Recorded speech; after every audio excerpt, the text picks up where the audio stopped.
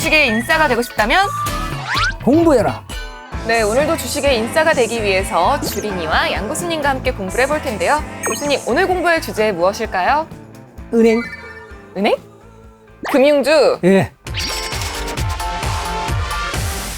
지금 각국에서 유동성을 많이 풀어서 가장 문제가 된 것이 인플레이션이잖아요. 네. 또 하나가 이제 뭐냐 하면 기준금리를 언제 올리느냐, 또 테이퍼링을 언제 하느냐, 이런 것이 가장 이제 핫 이슈죠. 그동안에 각국 정부가 모두가 한 게 뭐냐 하면 유동성을 풀었어요.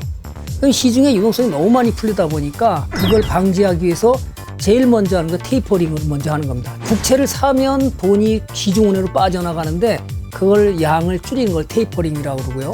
그 다음에 이제 인플레이션이 되니까 물가가 올라가니까 그걸 방지해서 경기 호조와 함께 기준금리를 올려야 되는 거거든요. 인플레이션이 올라가면 물가가 상승이 되고 그럼으로써 내가 갖고 있는 물건의 가치가 떨어지니까 투자자 입장에서 보면 인플레이션이 가면 주가가 떨어질 것에 대한 불안감.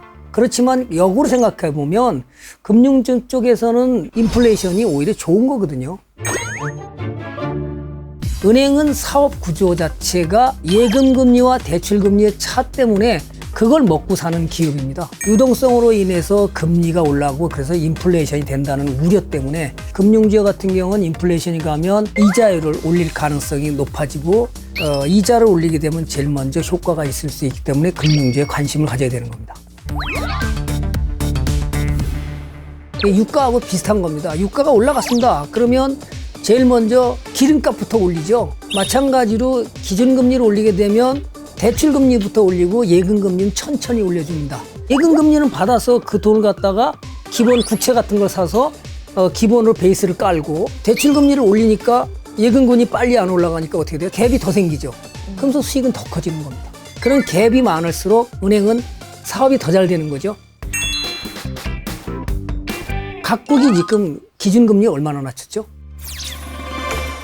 거의 제로금리까지 내려갔죠. 자꾸 기준금리를 올려서 대출금리를 올리게 만들어줘야 되는데 그렇지는 못했죠.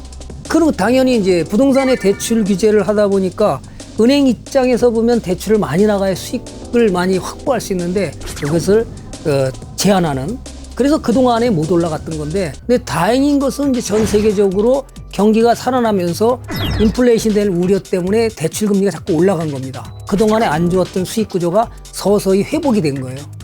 그래서 바닥에서 대출 금리가 올라가면서 주가는 어느 정도 지금 올라와 있습니다. 그냥 결정적인 수익이 갈 때는 언제 가냐? 기준금리가 지금 예상하기로 우리나라 한국통화위원회에서 내년 연초 정도는 기준금리를 올리지 않겠느냐, 이렇게 지금 내다보고 있고 그걸 유심히 살펴보면서 가져가면 좋은 일이 벌어질 거다, 이렇게 보는 겁니다. 제일 먼저 볼 은행은 이제 KB금융이죠.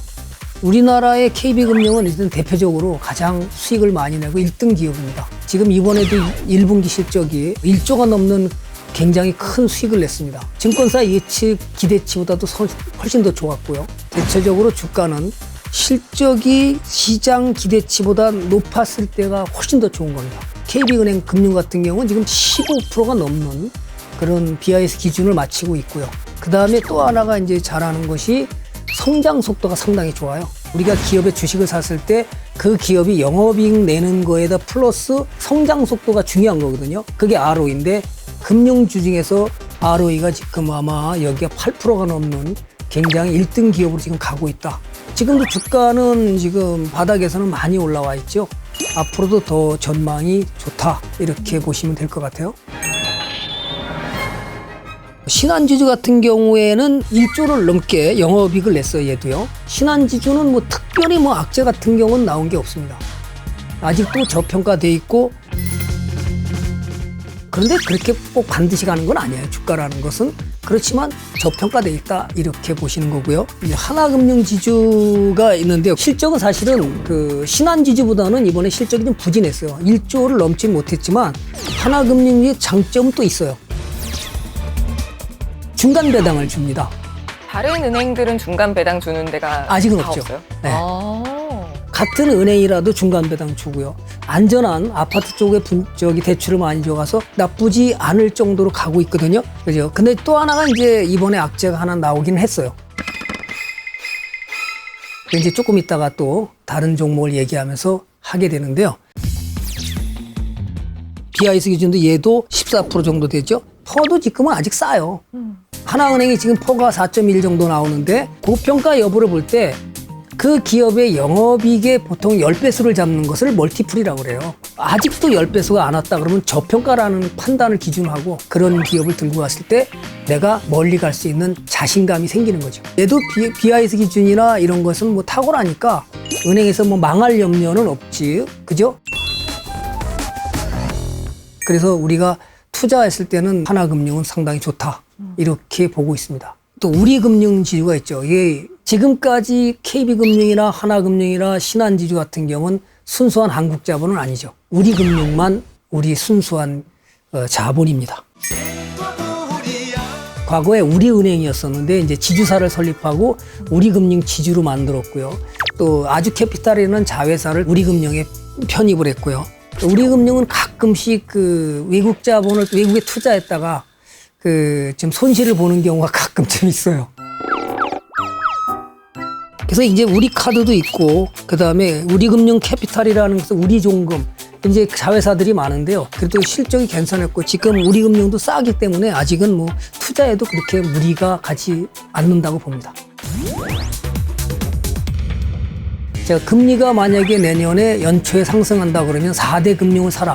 과거에 이제 2016년에 금리를 올리면서 주가가 폭락하다가 1월 14일에 막상 기준금리를 미국에서 올리기 시작하면서 주가가 올라가서 4대 금융들이 100몇 %씩 전부 다 수익을 냈던 경험이 있습니다. 근데 수익을 많이 주냐? 그렇게 따진다 그러면 아직은 이르다. 그러나 본격적인 수익을 갈 때는 기준금리 올렸을 때는 관심을 많이 가져라. 그런 얘기를 해드리고 튀고. 금융주에는 이제 여러 가지가 있죠. 은행 주식이 있고, 그 다음에 증권주가 있고, 그 다음에 캐피탈주가 있고, 카드가 있죠. 그 중에서 이제 지금 이제 가장 핫 이슈가 된 게 NH투자증권입니다. 신규 상장 기업들을 갖다 중개를 해서 수수료를 받고 이렇게 해서 돈을 상당히 많이 벌었는데요. 브로커지 수수료가 올해 뭐 145% 증가하고 해외 주식 매매하면서도 상당히 돈을 많이 벌어서 영업 실적이 괜찮았습니다. 이번에 1분기 순이익도 상당히 좋은데 문제는 옵티머스 펀드를 가장 많이 팔았습니다. 이 기업이. 개인 투자한테 물려있는 것이 아마 3천 매덕 정도가 됩니다. 그 부분에 대해서 금감원에서 강력하게 전액 보상해주라. 그런 이제 NH투자증권 입장에서 보면 억울하죠. 펀드를 팔았는데 원래 목적대로 펀드가 가지를 않은 거예요. 그럼 물어주게 되면 우리 모두 책임 소재를 우리 것으로 가져가야 되기 때문에 내가 손해본 거를 갖다 구상권을 청구해서 받아내야 되는데 그렇지를 못한다는 거죠. 그래서 이번에 NH투자증권에서는 거기에 펀드를 관리했던 펀드 매니저하고 하나은행을 상대로 소송을 제기했습니다. 금감원에서 그 통지한, 검찰의 통지한 내용으로 봤을 때는 하나은행이 좀 불리하지 않을까, 하나금융지주가. 그래서 여기서 구상권을 행사한다 그러면 뭐 NH투자증권은 손해볼 일이 없죠. 이런 게 어려운 거예요. 또 하나 이제 현대차증권이라는 게 있는데요. 현대라는 말을 붙으면 일단 투자자들은 상당히 좋아하죠. 네, 신뢰감 있어 보이는. 네, 믿음이 간다. 네. 그래서 이 현대차가 특징이 하나가 있어요. 다른 것들은 다 이제 중개 역할, 수수료 이런 거를 많이 받는데 얘는 예외로 퇴직연금이나 개인연금, 법인 고객 대상으로다가 영업을 많이 하기 때문에 그렇게 빨리빨리는 안 가지만 증권수에서 괜찮지 않나. 그런 쪽에서 수익을 많이 가져오는 기업이다. 이렇게 보시면 될 겁니다. 고수님은 은행주에 투자하시겠어요? 아니면 증권주에 투자하시겠어요? 요게 참 어렵습니다. 자, 금리가 올라간다면 은행주가 좋아요. 동학개미의 그 수준이 많이 더 올라가게 되면 증권주가 유리한 거고 주로 동학개미들이 8949를 트레이더를 많이 좋아하거든요. 이번에 동학개미들이 만약에 시장을 갖다가 좀 떠나는 모습이 보인다 그러면 증권주보다는 은행주가 나을 거지만 그래서 그걸 살펴보면서 여러분이 선택하는데 한쪽에 몰빵하지 말고 나눠서 담는 그렇게 하면 좋은 일이 벌어지지 않을까. 은행 아까 사업 구조가 뭐죠? 예금 받아서 대출. 그렇죠. 예금 받아서 이자를 줄 거를 빼서 네. 채권에 투자하고 국채라든지 외국 국채라든지 우리나라 국채를 투자하고 남는 돈 주식도 투자하고 그다음에 대출도 해주고 그러잖아요. 그것만 하는 게 아니에요. 예금만 받는 게 아니고 한국은행에서 돈을 빌려오죠. 빌려다가 또 대출해 주는 거예요. 그럼 많은 돈을 빌려왔잖아요. 그죠? 빌려왔으니까 빚이죠. 부채? 네. 그래서 금융주는 다 부채가 다 있는 겁니다. 많이 빌려올수록 좋죠. 많이 빌려서 많이 대출해주면 돈을 많이 벌잖아요. 그게 원래 사업 구조란 말이에요. 근데 그 사업 구조를 투자자들은 은행은 부채가 많아서 안 돼. 그러면 안 되는 거죠. 그런데 이제 문제는 그 부채 구조를 봐야 되는 거죠. 7개 저축은행이 부채를 감당하지 못해서 결국은 부도가 났죠. 그래서 다 상장 폐지가 됐습니다. 그런 이유가 거의 다 보면 단기 부채예요. 영업이익은 안 나는데 단기 부채를 많이 오니까 상장 폐지가 되는 겁니다. 단기 부채라는 것은 1년 이내의 부채를 단기 부채라고 그럽니다. 1년 넘어가는 그거를 장기 부채라고 그러니까 이 기업이 은행을 투자하더라도 단기 부채가 많은지 장기 부채가 많은지 이걸 봐야 되는 거고요. 마찬가지로 일반 제조업 기업도 여러분들이 부채가 많은 기업은 단기 부채가 많이 늘어난 적이 없다면 이 단기 부채가 너무 위험해서 그다 자금난에 시달릴 수 있구나. 그럴 때 여러분들은 투자하는 걸 자제할 수 있다는 거죠. 그러니까 기본이 그겁니다. 단기 부채가 많은 그죠? 금융기관은 조심하라. 네, 오늘은 양재영 교수님과 함께 금융업에 대해서 공부를 해봤는데요. 방송을 보시다가 좀 더 궁금한 게 있으신 분들은 아래 번호로 전화 문의 주시거나 카카오톡 채널에서 고수회전 양재영을 검색하시고 친구 추가해 주시기 바랍니다.